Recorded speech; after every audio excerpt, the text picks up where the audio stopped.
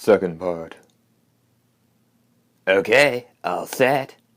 Came the voice from Dee's left hand. Dee nodded. With the exception of a smattering of blood and mud, and a fistful of ashes giving off a thin wisp of smoke, the outlandish materials had disappeared. Who would have believed all of that could be consumed by a little mouth no bigger than the tip of a pinky finger? Without a sound, Dee sailed up onto his mount, giving his cyborg horse a pained glance for just the merest instant. He lashed it hard. But, in this eternally sealed dimension, what was the point of this dash on horseback? Where's it been fused?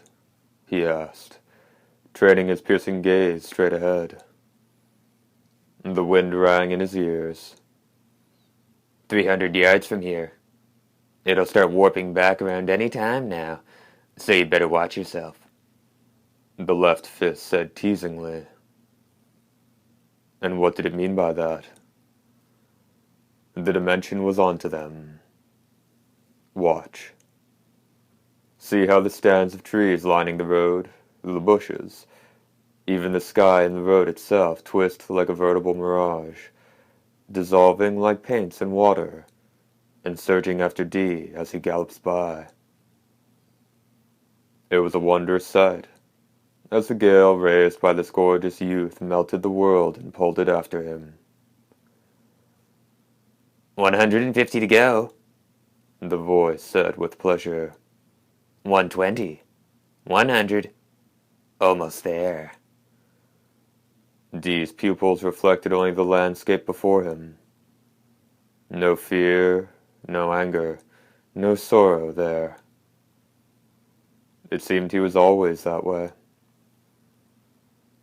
Increasing his speed even more, the moans of the wind became a maddened scream.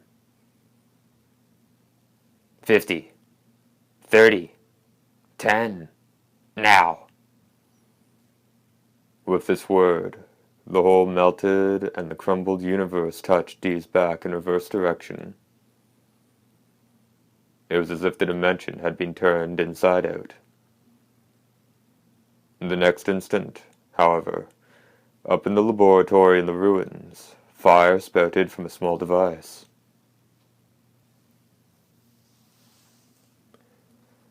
A millisecond later, the auto repair circuits went into operation, but the speed of the destruction wreaked by the extreme energy force that had broken through the sealed dimension far exceeded that of the countermeasures. Destruction pitted against reconstruction. Losing the ability to make proper assessments, the repair circuits adjusted the programs to draw on all the energy in the ruins. The rip in the sealed dimension overlapped with dimensions in other completely different locations. Dee's body flew through the air, sailing up into a space that held nothing. From the corner of his eye, he glimpsed his cyborg horse being broken back down to its constituent atoms. 1945. It was unfortunate, to say the least, that 5 Avenger torpedo bombers happened to be flying over the seas around Bermuda when the sealed dimension made contact with the area. 1872 and 1888. The crew of the ocean liner Marie Celeste, sailing the Atlantic bound for Genoa, Italy, and Jack the Ripper, prowling the East End slums of foggy London, were simultaneously sucked into the sealed dimension, vanishing from the pages of history. The repair circuit should probably be praised for the part they played in the latter of those disappearances. 3046. An Alpha-class black hole moving at 1,250 miles per second, with a perigee 170 million miles from the solar system, suddenly disappeared an instant after swallowing Pluto. Because of this incident, scientists among the nobility, who were in the process of constructing interstellar rockets to escape to other planets, were subjected to great criticism, and the senior staff on the project, from the director down, were reassigned. The overlap took 0 real time to occur. 1901. Visiting the Palace of Versailles in Paris, Anne Moberly and Eleanor Jourdan both ran into one Marie Antoinette as she was sketching in an arbor in the garden. Under pseudonyms, they penned a faithful account of their experiences, publishing it in 1911 under the title An Adventure. Needless to say, that Marie Antoinette was none other than the French queen who, along with her husband Louis XVI, was dispatched into the mists of time by the Revolution's guillotine in 1793.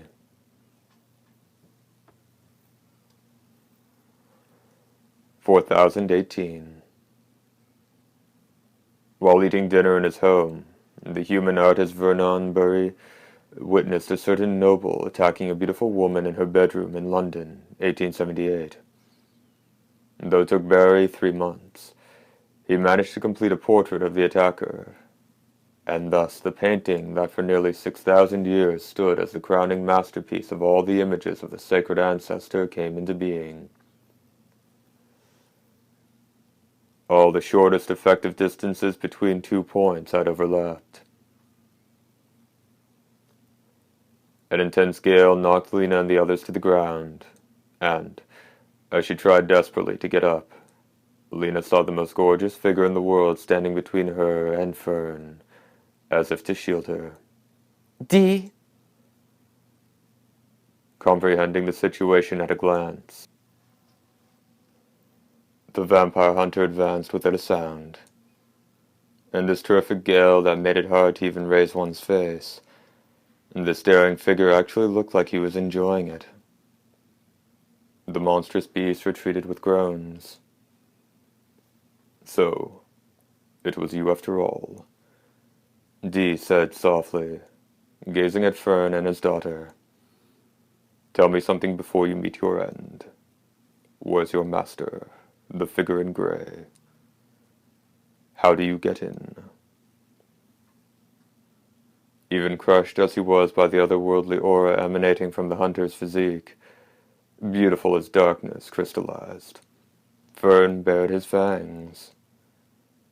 They're all in the ruins, but there's no way to get to them anymore. Anyway, you're gonna die right here. Dee was in motion before he heard the arcane call to arms, moving of his own volition right into the heart of the pack of savage beasts that surged forward.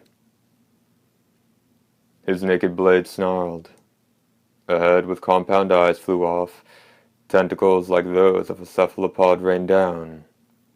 Fresh blood gushed out, and the flames issuing from one of the monsters were truncated by a flash of silvery light. It was battle beyond compare, and a quiet one. There was neither whoosh of slashing blade nor scream of severed bone. The wind even blasted away each and every cry from the monstrous beasts. Finally, the god beasts lay at Dee's feet, without having scored a single hit with their pernicious claws or beaks or fangs. A flash of light flew. About to pounce on Lena, Fern tumbled to the floor with wooden needles piercing both knees. Making a desperate grab for the compressor-powered gun on his hip, his hand was nailed to the ground. Bess had her back up off the ground, but couldn't move any further. The gaze she trained on Dee was strangely feverish. The bare blade was shoved in front of Fern's face. "Answer me. Where's the way into the ruins?" His soft words, devoid of threats or coercion, froze the blood of a fearless vampire. For the first time, it dawned on Fern that the dashing youth before him was no ordinary Dampier. What? What the hell are you? he asked in the midst of a crushing fear that made him oblivious to the pain in his shattered knees and his now two-fingered right hand. Someone who's been made one of the nobility ought to be more than a match for a human half-breed bastard. And yet you're... The naked blade swished through the air, and one of Fern's ears went flying. I'm a vampire hunter. Now answer me. His tone was just as soft as before, but with an underlying force that was overwhelming. I know. Bess fairly moaned. Slowly, she approached the site of her father's bloody battle with the youth. Don't you dare tell him! Fern's threat was cut off together with his other ear, which went sailing through the air. I'll tell you. Just let me taste your blood, oh gorgeous one. Bess's voice quivered with longing and delight. Clutching the arm she extended to him like withered branches in his left hand, Dee asked just one thing. Where? It's... Watch out, Dee! With Lena's cry, Dee made a backward leap of some 10 feet. While still in midair, a mass of energy that defied imagination struck his beautiful face. The air rang twice, and with a bang like an air-filled paper bag suddenly popped. Bess and Fern's bodies had swollen from the inside, then blown apart in an explosion of blood and chunks of flesh. With gory spray and scraps of meat raining down on her, Lena let out a scream. The wind, which had just died down, rattled the barn on a completely different scale. Beams of heavy steel alloy bent, and screws shot loose. Dee realized that the energy mass that had annihilated the bodies of Fern and Bess was the same life form that he'd encountered 3 times before.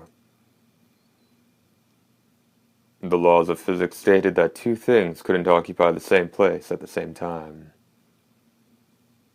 So, I was right. This is a foe, after all, he thought. But someone's consciousness summoned this thing, and, whoever that is, even they can't completely control it. He had an idea who that someone was. The invisible being raised its voice. Lena covered her ears. It was then that the fragments of red and pink started moving toward the energy mass. The blood and bits of flesh that had once been Fern and his daughter were sucked toward the thing, briefly coming to rest against its indiscernible form, before being almost instantly absorbed. It wasn't that this manifestation of mental energy desired them. Rather, it used them as sustenance for its creator. Someone or something was just beyond the door. Leaping, Dee was struck once again by a massive invisible fist of energy. He fell back to earth. He shook his stinging head lightly and put his left hand to the ground to support his body. This concentration of energy surpassed imagination. There were many supernatural powers that could create something from nothing. The spear beasts spawned by conjuration were one example. However, the energy beings were subject to the same laws of nature as everything else, so naturally there were limits to their power. It would have been a different matter if they were nothing but raw energy, but these energy forms also had intelligence. In light of that, the energy mass that hindered these actions must have been created by a being of unearthly power. And he had only survived the first hit because of his own powers, and because some of the energy from shattering the sealed dimension remained with him. But he might not be able to stand another hit. The energy form turned and headed for Dee. The wall creaked, then snapped with an awful sound. Dee! Dee's face, which had been turned toward the floor, looked up now. Did the death bearing down on him catch a glimpse of the eyes radiating beams of crimson light? Or the pair of jutting fangs? The left hand resting on the ground gripped the hilt of his sword. As she watched, Lena got the impression she could clearly see the arc as Dee swung his blade in the shape of the hulking thing as it relentlessly advanced. When the two met, sparks devoid of color or sound flew throughout the barn. Lena's brain burned. The energy vanished. Dee dropped to one knee in exhaustion. Rubbing her head all the while, Lena ran to him. Dee, are you okay? Nothing to worry about. But could you take a look outside the door for me? See if there isn't someone lying out there. I'll be back in a flash.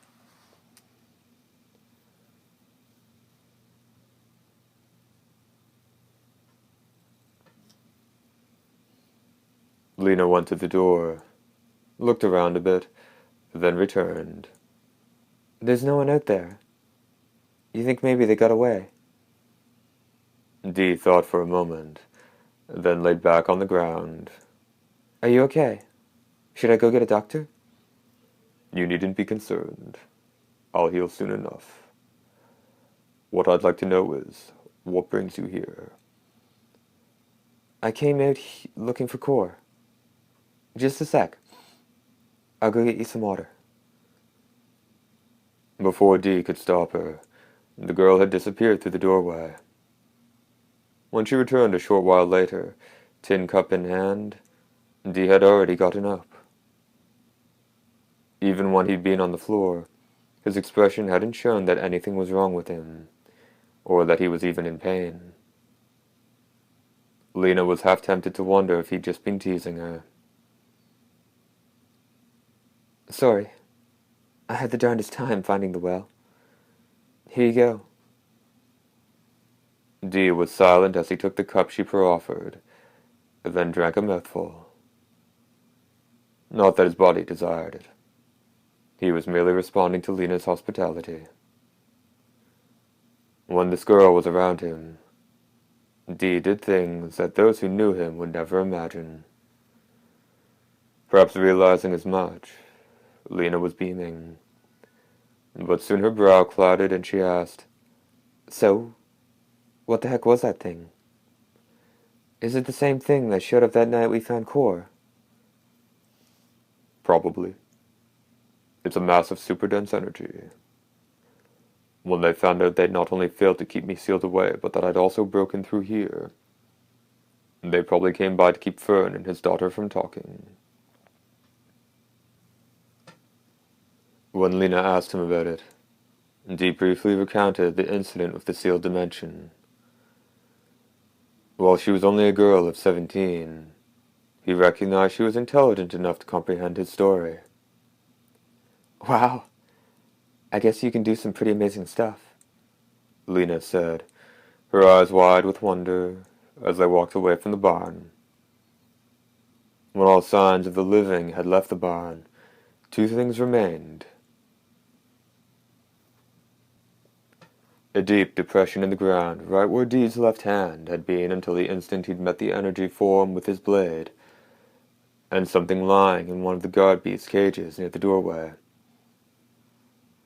Not only was the latter hidden by a metal partition, but it was also in a state that bordered on catalepsy, so it wasn't all that surprising that Dee had taken no notice of it. It was Core Jorstern. Page break, indicated by a small cross. Another failure, it seems. At last, the low voice was colored by impatience. In a room in the ruins illuminated weakly by a single lamp, two silhouettes deeper than the darkness were conversing quietly, as if crushed by the density of the Stygian blackness. If they're not back by now, another voice said, trailing off glumly. If one of the voices belonged to the shadowy figure in gray, who could the other be? My, but that hunter's a tough one, the first shadow said.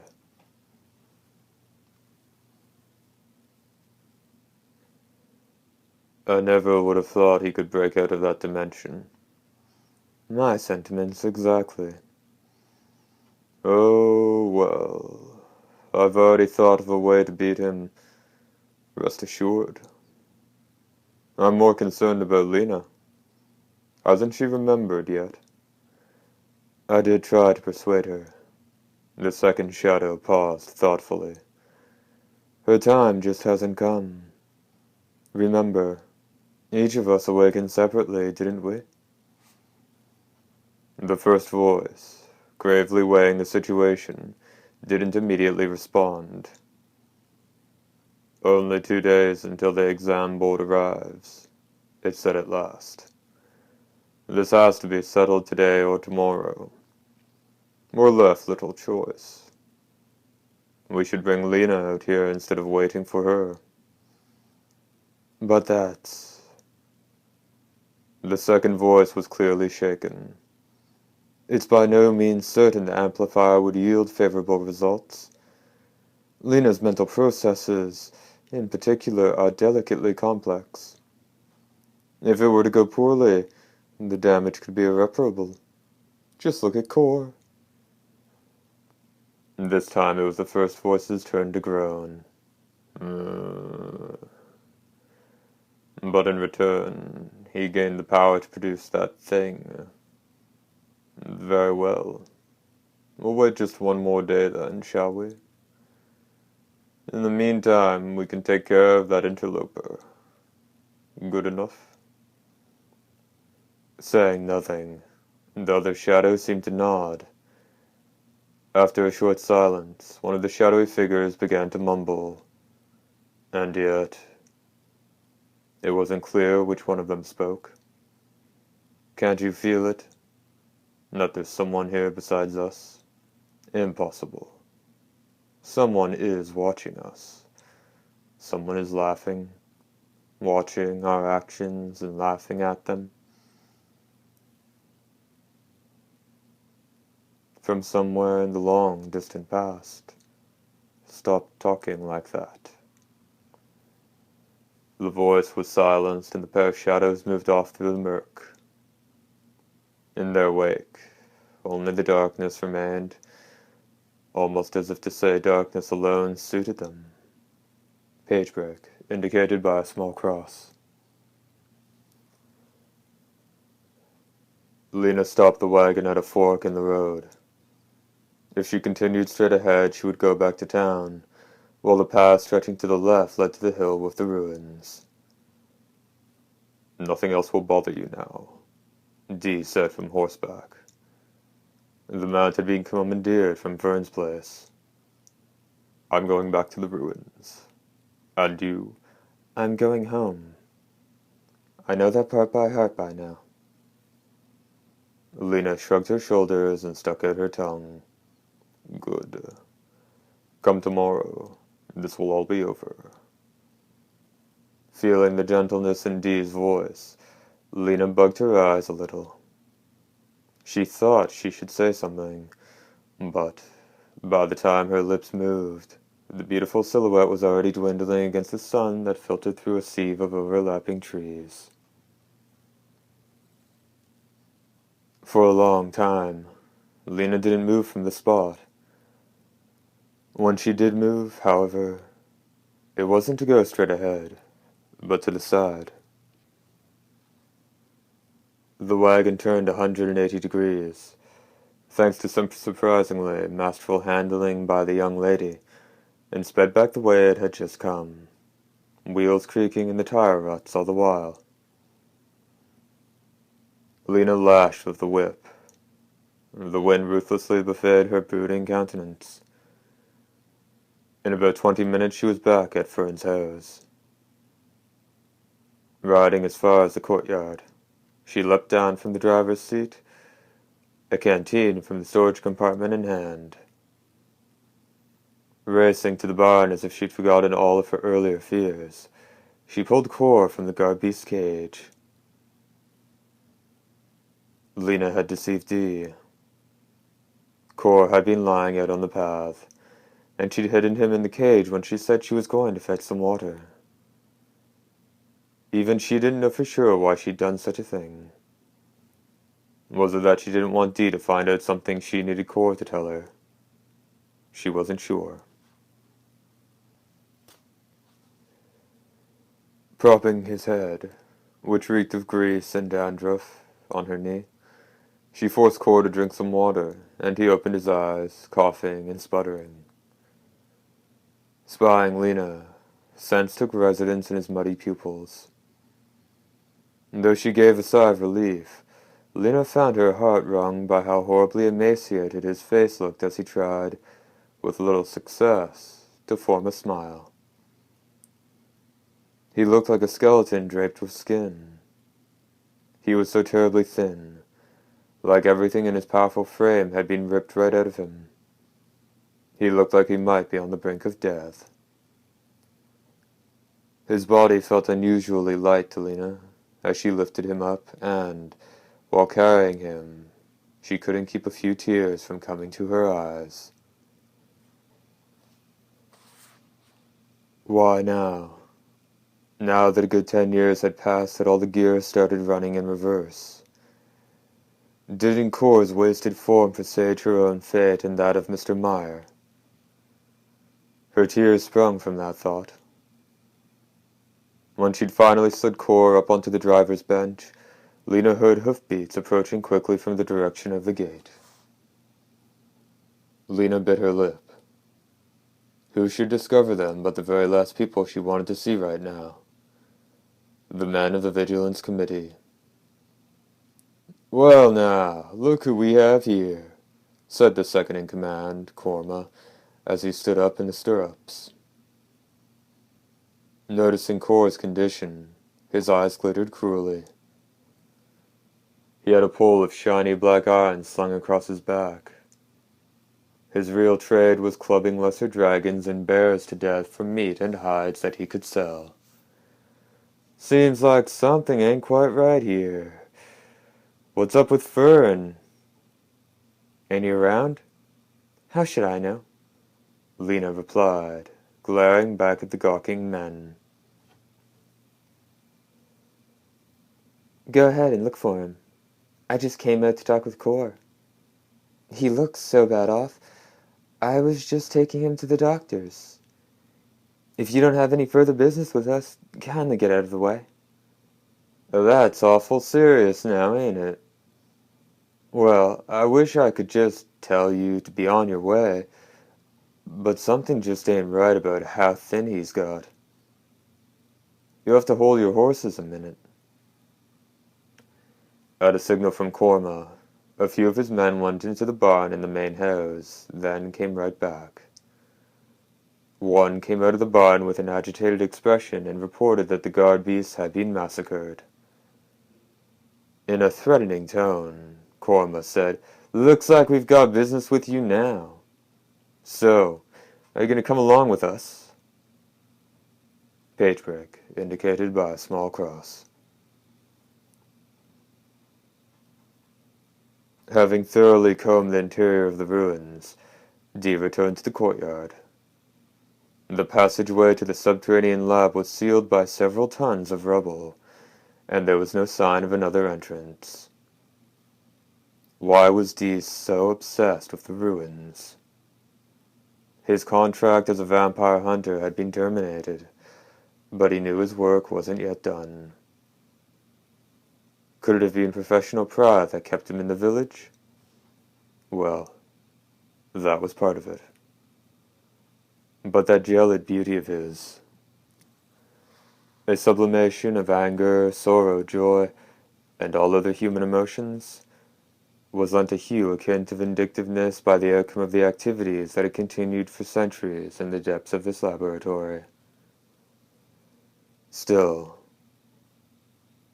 even if those feelings were the reason, did Dee himself even notice? "Can't find it at all, eh?" His left hand laughed scornfully. But even if you did find it, what do you intend to do? What happens when you know for sure the results of those experiments a decade ago? It'll just make for that many more dark nights. The fate of those 4 kids was decided 10 years back. No one can change that. Or could it be? Could it be what? That you're doing this to meet him? Dee's expression stiffened for a moment, but calmly returned. You may be right. Oh, grown a human side, have you? Then it looks like this interminable wandering hasn't been a complete waste. Suddenly, the sky clouded darkly. Even the sound of the wind died sharply. Dee's right hand stretched for the sword on his back. The courtyard was no longer the courtyard. With every inch of his body, Dee felt it rising into being. His immediate vicinity was pitch black. Allowing not even light itself to pass, its density was comparable to that of a black hole. But as incredible as the density of the darkness was, it was several orders of magnitude lower than the presence that stood before Dee, blocking his path. Dee sent all that density right back at the presence. I should have expected as much. You did well to resist it, a disembodied voice said disinterestedly. It wasn't praise. This was something the meaning of which was beyond words. Anyone else would have been crippled by this point, their psyche physically crushed. You certainly are a success. Silence, Dee said. He didn't have to speak the words, nor even think them. This was a conversation of an altogether different kind. What did you do here? What were the results of your experiments 10 years ago? You mean the genes of darkness and light? Simply remarkable.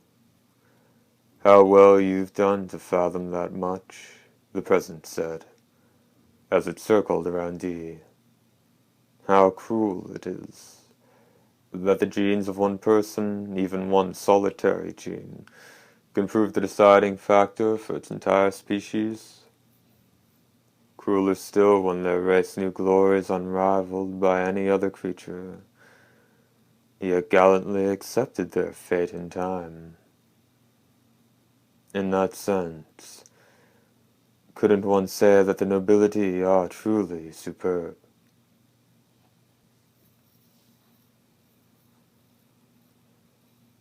So they've all quietly accepted their demise, then? Dee laughed scornfully. If that was the case, there'd be no need for vampire hunters. It's not the nobility that needs them. It's the humans. Why don't you give us as much time as we need to die off? I've grown tired of listening to your quibbling. What were you doing here? Tell me that. In place of an answer, a certain image appeared. Light didn't suddenly spring into being in the blackness. The image wasn't projected into Dee's mind or his brain. Nonetheless, there was that one image. It was the naked body of a woman. Not just one. There were countless bodies, pale and nude, existing simultaneously in one simple image. A black shadow bent over her. The shape of that silhouette alone blackly eclipsed parts of the woman's body. It looked like finger-shaped holes opened on her breasts, and the shadow's thick legs seemed to lop off her slick, writhing thighs. The woman was reaching her peak. Her climax seemed to stretch on forever. Plunging her nails into the figure's back, she bit the flesh of its shoulder. The rapture on her face as she turned away became a voice spilling from her gleaming, wet lips. However, an eternal climax might also mean eternal anguish. A number of the faces were etched by death and faded away from the image. And more, so many more. Dee counted tens of millions. The presence inquired, "Have you no memory of this? You of all people should remember it. It was the instant you came into this world. You were my only success. You bastard. You were doing the same thing all over again here, weren't you?" Dee asked, resorting to normal words. Words ablaze with white-hot rage, for the first time. Exactly.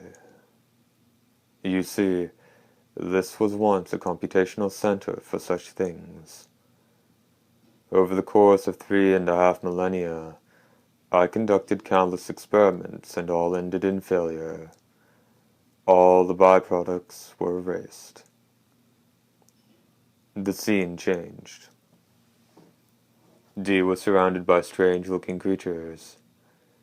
Though clearly reminiscent of human beings, they were such weird creatures. Cranium swollen, limbs twisted, eyes glittering like those of a cat. Their whole bodies were mantled in fur. Infants cried feebly. Dee realized each of them possessed an unimaginable strength. He saw their power. Every last one of them could operate night and day without sleep. They could breathe in a vacuum, too. They could swim freely underwater, and their cells could regenerate from even fatal blows. They were the pinnacle of biological evolution. However, a sole drawback brought death upon them. The accursed deed. The need to drink blood. That was the reason they were erased. Hundreds of thousands of them, still infants and unable to offer any protest, were buried in the darkness for all time. Why did you do all these things? The strictly serene query bore an infinite weight of grief. In the pursuit of possibility. There were more 10 years ago, but it all ended in failure. And you intend to erase them, as you did all those young lives. It's not my habit to leave failures around, the President said in conclusion. His final word on the matter was spoken with silence, but was all the more frightening for its import.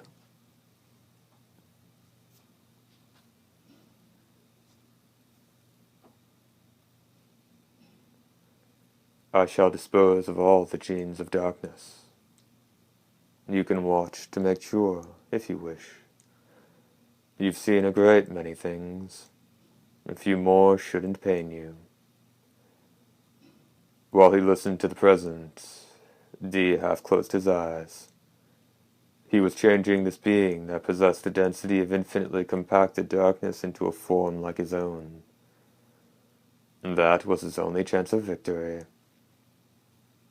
Of course, this was totally unrelated to the actual physical form of his opponent. Dee would only cut down the form made manifest to him. That was the extent of it. Somewhere within Dee, a gigantic, powerful figure was moving toward completion. An image of the sacred ancestor, wrapped in a black cape, a pair of fangs jutting from the vermilion lips chiseled into his pale skin. The instant it was complete, Dee focused all of his physical and mental energy into the sword racing from its sheath. Light cut the darkness. With the sunlight of midday showering down on him, Dee thrust his blade into the ground and clung to it almost like a crutch as he got to his feet.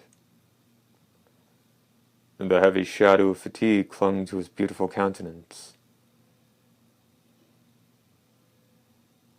"Looks like he's taken off," he said, even his breath ragged. He was answered by a quavering voice. "You scare the hell out of me. That you could wound him. Your own..." Without replying, Dee started to walk over to the gate where he'd tethered his horse. "Where are we headed?" "I don't know what the four of them have planned, but now I at least know their fate." "Then let's get out of town. Wash your hands of it, Dee. You've got no connection to these people." "Tomorrow, it's going to be decided whether or not one of them goes to the capital. For that reason alone, she made it through the winter. Through a winter that's lasted a decade." "So what you're trying to say is you'd like to watch over her so that she doesn't know the truth right up till the very end? What a sentimental softy you are." Dee didn't say a word as he lashed his horse. Page break, indicated by a small cross. The whip rebounded off her white back.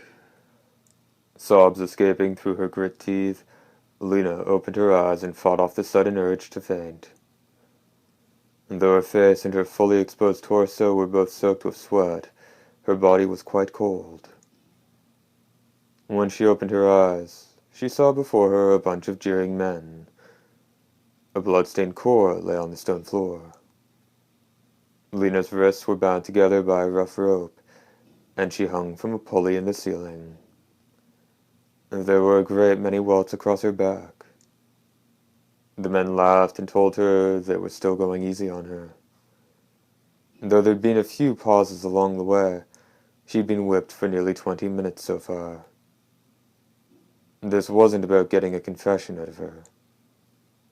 This was all about Lena's pain, about them enjoying the agony their whip wrung from the girl's flesh. The men had no questions of any sort for her. Before they brought Lena and Core to the interrogation chamber, located in one of the outbuildings at Fern's place, they'd ask things like where Fern and Bess were, or what their connection was to the vampire attacks. But when Lena steadfastly maintained she didn't know, the men looked at each other, smiled, and started to torture the already half-dead Core. Perhaps trying to protect Lena as much as he could, Core held on through more than an hour of electric shocks and dunkings before he passed out. "Hey, call the sheriff."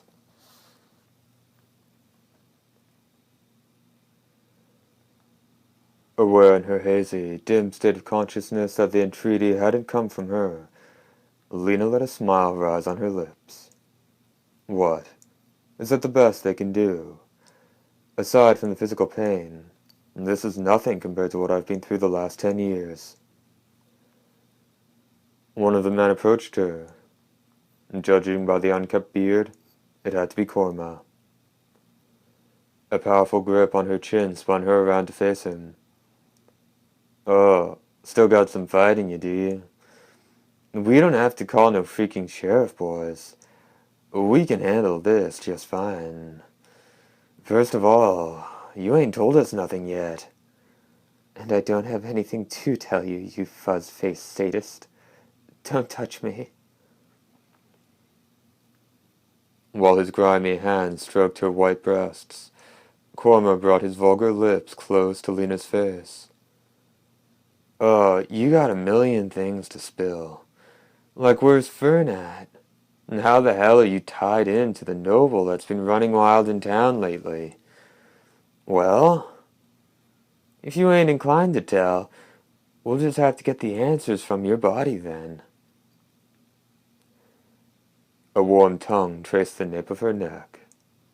She tried to pull her face away from him, but he held her tightly by the chin. "Hey, stop that. Let me go." "Getting a little feisty, are you?" Korma turned to the others. "Hey, Give me a hand with her." With nods and grunts of agreement, 3 or more men gathered around her. Hands and tongues wriggle against her neck, back, across her belly, and between her tightly shut legs. "Stop it! Just leave me alone!" But as she squirmed, something was about to change deep inside Lena. She felt an anger unlike any emotion she'd known, a white blaze, directed more at the boundless depravity of human nature than at the outrages against her own body. These bastards, these damned humans. Her pale body flew up. It was a fierce snap. The men, on her like a pack of hyenas ravaging a corpse, were smashed against the walls and floor. The blaze raced into the blood vessels in her wrist. With the exertion of just a modicum of power, the coarse ropes burst and Lena fell to the ground. "You!" Korma exclaimed, jumping back up from the floor. He grabbed the iron club leaning against the wall. It was a vicious weapon, with sharp conical knobs protruding from all sides. In Korma's hands, it could knock through a stone wall, and, used against prey at close range, it hit harder than a slug from a high-caliber rifle. The other men got up and surrounded Lena. "No more mercy for you. Tear them bottom duds off, too, and then we'll screw her to death. We'll stick it to her from the front and the rear." Vulgar promises and violent threats spewed from every mouth. They were just about to pound across the floor to her when the door opened with a dull creak. All eyes turned that way, and while 5 pairs looked dubious, 1 pair widened in surprise and delight. "Mr. Meyer?" Picking her clothes off the floor, Lena took cover behind the young teacher. Not surprisingly, the men were trembling. They looked embarrassed, averting their gaze. Korma alone challenged the teacher, and just barely at that. "What are you here for? Why all the way out here? I could have sworn you were among the missing." "I went on a rather long journey," the teacher said, as if wholly unsurprised by the strange circumstances. "I've just now gotten back to town. I merely dropped by with the intention of asking Fern what new developments there'd been in our local problem." "Fern ain't here," Korma spat, jabbing a finger at Lena. "Now he's the one missing instead of you. The girl knows where he's gone, so we was just interrogating her." "You don't say," Mr. Meyer said with a nod, looking straight at Korma. He said, "Well, from the look of things, it doesn't seem to have gone very well. Leave this to me. Let me try discussing this leisurely with her at my home. That's fine with you, isn't it?" For some reason, Korma swallowed the "no" that was just about to leave his throat. "Well then, begging your pardon." With a simple bow, Mr. Meyer pushed Lena along and disappeared through the door. Between the men who exchanged idiotic looks, spirits that contained equal amounts of relief and fear were rising. Second part, end.